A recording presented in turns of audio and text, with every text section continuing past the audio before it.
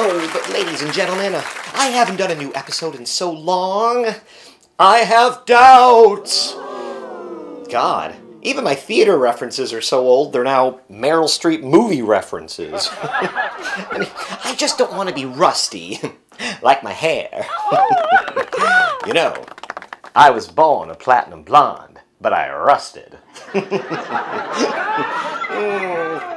See what I'm talking about? It's just no good. I mean, the line wasn't good. This is really good. You know, one of my other favorite redheads, Miss Julie Brown. Yes. You know, Julie, she's always doing something. She's always staying au courant. In fact, she has a new show in Los Angeles called The Homecoming Queen's Got a Musical, based on her iconic hit song, The Homecoming Queen's Got a Gun. Yes. So, I mean, for goodness sakes, WWJD. What would Jesus do? No! What would Julie do? I would get off my butt and do a new show. Or maybe I'd sit on my butt and have my assistant go out for coffee and just like take a break while someone did a show. Maybe not me. Oh, you know what? I think Julie's right. Sal, you get me a coffee, a little bit of sugar. No, Ken! What? Well, actually, I can't think of a better reason to do a new episode than to interview Miss Julie Brown. So, without further ado, to the very underutilized Magic Door. Oh, I better leave this here. The Magic Door TSA agents are a lot stricter than they used to be.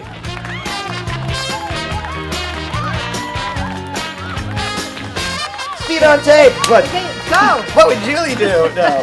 Hello, Julie. Hi, how are you, Ken? I am doing great. Well, okay, so tell us about your new musical. Well, it's called The Homecoming Queen's Got a Musical. And it's so freaking much fun. We just did we did a Saturday night performance. And this is something I've wanted to do for a really long time. I didn't know quite the tone, how to do it. And then I came to a show called Billie Jean that was done here. Okay. It's based on the movie Billie Jean. Kurt had written that and directed it. And it was this hilarious tone. It was insane, really campy. And I thought, that's exactly how I want Homecoming to be. So he had already talked to me about working together. So I said, let's do Homecoming together. So we started working on it. And it's hard because, you know, this is a story song. Right. So, like, you got to deal with the song, right? Otherwise, anybody coming's like, well, what happened? Who's Johnny? What? Yeah, right. And then also, it's a school shooting. So that's kind of terrible, right? And at the time it came out, it was absurd, and now it's not absurd. So we had to deal with that. So what we did, we started watching all these 80s movies, and we realized if we made it into an 80s horror movie, the shooting part would just be part of the crazy person's killing spree. Okay. Right? Okay. So you wouldn't go, oh, that's the one horrible event. I mean, we just made her kill more people. That was our solution. Yay! More people, yay! That takes the sting out of it. Yeah, it does kind of. And that's how it evolved. And that is the show you saw tonight. It was. Well, Death and Destruction. Yes, but fun. But fun and really cartoon. Very cartoony. And I was saying to her, I needed that laugh. We needed that laugh. That was so much fun. She looks so pretty.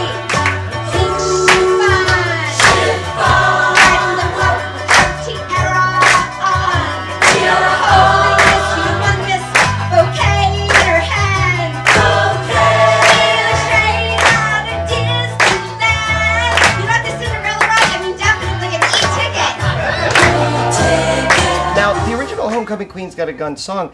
Did you write that with a writing partner? Yeah, I wrote that with Charlie Coffey. Charlie Coffey? Yeah, Charlie Coffey, who I wrote, Earth Girls Are Easy. I wrote a lot of things with him. Just Say Julie, and he was all on of Just Say Julie's. Like, he and I wrote every episode. Okay. So I worked with him. We worked together a lot. Okay. And we wrote the song together. So, but he's kind of retired.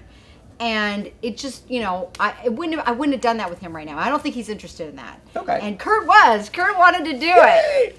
Well, good. Okay, so now, and that song is just obviously, you know, I mean, those words like iconic, but it is iconic. It's and iconic. I mean, no, but I remember hearing it as a, you know, as a youngin' sort of. Well, I was very young when I wrote it too. You were 6, I and was 6, and I was like, wow, I don't even know what a homecoming queen is, but it seemed funny. But you were a good student. Yes, and you thought, exactly. Imagination, and but I remember Dr. Demento would play that, and then everything else, and it's huge. And that's when I first became aware of you and the Goddess in Progress EP and all that. Now, what I was very excited about as well is that you managed to work in, or should we keep that a surprise? You managed to work in another one of your big hit songs. Oh, yeah. We won't say what it is, but I did work in one of my other big hit songs. Yes, you did. And we might put another one in, because this is the first version of the show, and Kurt and I want to change some things. So we'll probably do it again here with some tweaking and a little bit of changing. So we might put another song. Really? One of my songs in there, yeah. Really? Yeah. Okay. We'll have to come back I don't and see know. it. I don't know what we're going to do. No. We're crazy. Well, people love it. Yeah, wasn't the audience amazing? They're great. Every blackout. Jason, this guy's saying dirty things to me. Dirty like how? Like how big his penis might be? No, he's talking about coming in my fish taco. It's pronounced human. See? He won't stop. It's a spice. Jason, what are you going to do about it? What I don't have time for right now is fish tacos recipes. I've got a hat to make. That's what's important to me. Oh, see, you're so lucky you got a hat to make. You're gonna get it. Won't see it coming. What don't you mean coming? You perv. And they got all these insane jokes, and that was great. That was so even like really stupid jokes. They liked them, so it was really fun. Well, that's exactly what we need. We need some fun. Now you it's so dumb in the most fun way, you know, which is like my favorite stuff. So I loved it. Me too. Yeah. And I do. That's, I mean, just flying, you know. Great. Now, do you think you're going to be bringing this to New York anytime soon? Well, not soon. I think eventually we'll do stuff like that, but I don't know if that's the first place we'd go.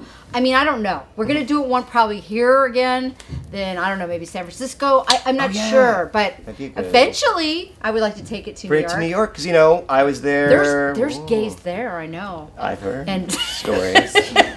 They would appreciate it. I don't know. Yeah. Here's no, wait, we can't do that. Many moons ago was the Earth Girls Are Easy reading you did, which was the first place I met you. Yes. And Who's the one they can't resist? A brand new girl.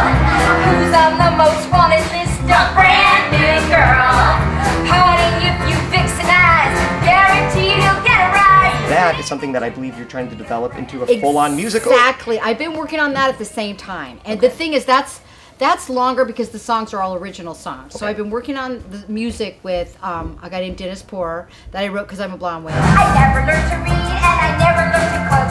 Why should I bother when I look like I look? And I'm writing the script. I've been writing it myself, you know, just taking pieces of the movie. So I'm going to try to do at least a stage reading or something next year of that. Okay. Because the version you saw, I was in it, but I didn't do the script. Right. And I felt like there was good things about it, but there was a lot of things I didn't like about it. I thought, like, they took songs and they kind of just jammed them in. Right. You know, I didn't like that. Right. So I was like, you know, and it's still, it has to be a play. It's not the movie anymore. Right. So it's like you have to make it into a play. Something different. Something unique different. That's for the that's on stage. So but that was fun for a reading. I mean, it was really fun. Really fun. It was really fun. And you know, yesterday, should I say this? Yesterday, there I was getting some coffee at Starbucks, and all of a sudden I hear this voice, unmistakable voice, and it was Kristen Chenoweth, your buddy. Oh no! Yes, Kristen Chenoweth. Your pal, and you know, because they did Earth Girls Are Easy, the reading, and they did Because I'm a Blonde together, and they were like sisters, from what I understand. You know, the way that you work together in that. No. Well, I was trying to undo some of the YouTube damage that I remember people writing like not sisters. It's really funny. The show you saw me do it in when I did Earth Girls, I almost didn't get to do it in that show because Kristen Chenoweth didn't want me to do it. Here we go, ladies and gentlemen. Yeah. Oh yeah. And I know that she's fabulously talented. No, I do want to say that. I adore her. I just didn't know she's what went on there. amazingly talented. I really love her. I said hi to her yesterday and stuff, but I almost said I'm going to see Was she really nice? She was very sweet because I heard the voice and I. So fake. You know. But Oh my God. Oh my God! Look, I'm kidding. No, I know, but I saw. But I Adorable. remember though specifically that you She's said adorable like a Muppet. that she could. When I love you, Kristen. But when I interviewed you the one time, you were telling me Kristen Chenoweth stories. Yeah. You had mentioned she had just gotten this like Posh Spice haircut. And Oh, I don't even remember you said that. And you said something like, "Yeah, it doesn't look really good on midgets" or something. You said that. I think you got to be tall for that hairdo. Which, oh God, I'm so torn here because I'm supposed to be like the great white gay and the great white way, and here I am. It's really funny. I'm going to say that in the future. But it's on the interview. But guess what? She has the Posh Spice haircut. Her hair is completely short in the back and like little like that. Oh my God. And I saw it and I was like, oh my God, I love your haircut. And then it made me think of you. I know. This Okay. is bad.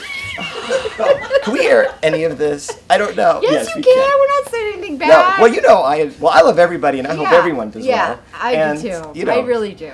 So that's what you're saying. Do I like her? I'm like, oh, no, she's a little bipolar witch.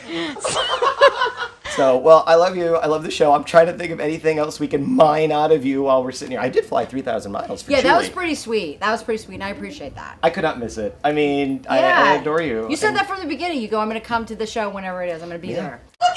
The homecoming quiz gonna begin! Everybody run! Run!